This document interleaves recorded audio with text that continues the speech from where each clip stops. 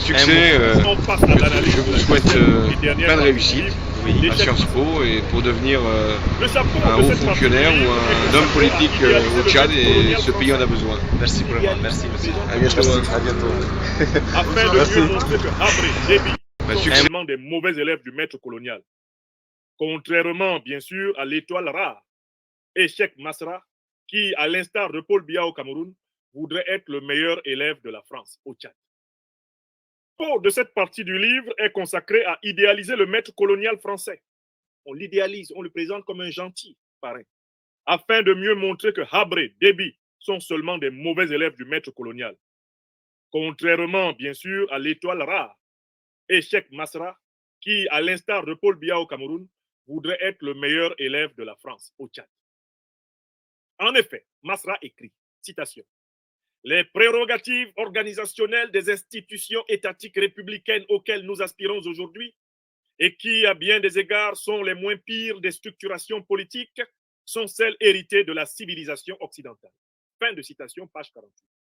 Ainsi, pour Masra, une civilisation qui a produit le saccage de l'Égypte noire antique, la traite négrière de plus de 100 millions d'Africains, la barbarie coloniale des 19e, 20e siècles sur le continent noir, les génocides de millions d'Africains, les deux grandes guerres mondiales avec plus de 60 millions de morts, la bombe atomique sur Hiroshima et Nagasaki au Japon, le génocide de 6 millions de Juifs, les guerres nombreuses de la France-Afrique, le pillage du continent africain par des multinationales protégées par les puissances occidentales, le massacre de la Libye et la déstabilisation du Sahel, le massacre de la République démocratique du Congo en cours et toutes les déstabilisations du continent africain, cette civilisation-là est supérieure en valeur pour Masra à la civilisation africaine.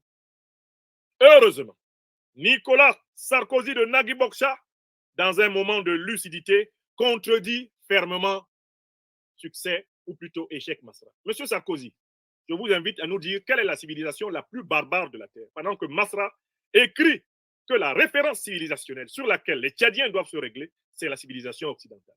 Monsieur Sarkozy, quelle est la partie et la civilisation la plus barbare du monde? Vous avez la parole. Faites vite. On n'a pas le temps. Est le référentiel politique que le peuple tchadien doit choisir. Sarkozy, qui a été président de la France, nous dit que c'est la civilisation la plus barbare et la plus sauvage. Qui faut-il écouter? Masra connaît-il l'Occident plus que Sarkozy? Des barbares, comme les impérialistes, les colonialistes, les négriers européens. Mais avant M. Sarkozy, le président Chirac avait déjà rappelé de quel côté était la barbarie. M. Chirac, Masra prétendait changer le Tchad en donnant au Tchad comme référence la civilisation négrière coloniale, néocoloniale, en donnant au Tchad la référence de la France-Afrique. Mais soyons sérieux. Idriss Déby, qui pendant 30 ans, donc que la civilisation de référence. Masra nous dit, il a vraiment parlé. Bon, écoutez. Masra nous dit donc que la civilisation de référence, sur laquelle les Tchadiens devraient se régler, c'est la civilisation occidentale.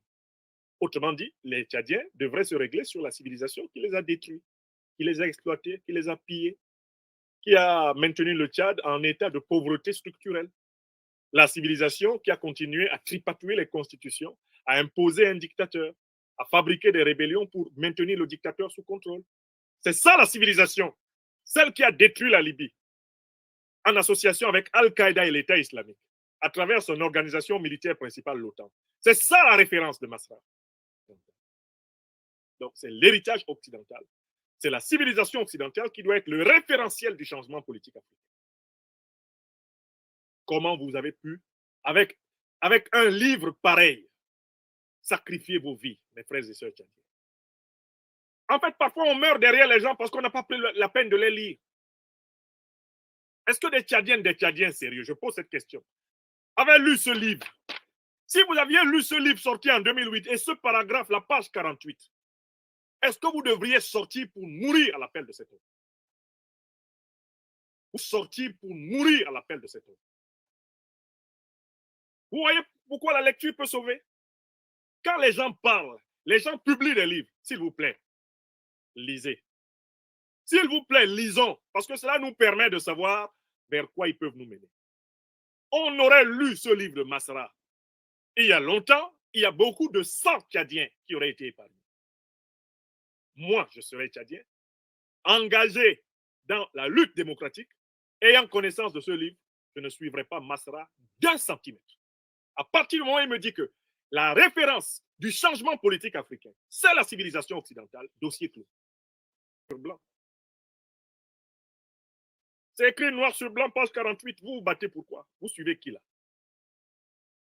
Vous suivez un vassal, un valet intellectuel, un valet spirituel france-africain, c'est ce qu'il est. Il n'a même pas compris que l'Afrique a une histoire civilisationnelle longue et que ses références doivent d'abord venir d'elles-mêmes. Voilà pourquoi il méprise le président Tombalbaye qui a voulu, ne serait-ce que proposer, qui a voulu disposer le peuple tchadien à avoir une initiation traditionnelle collective.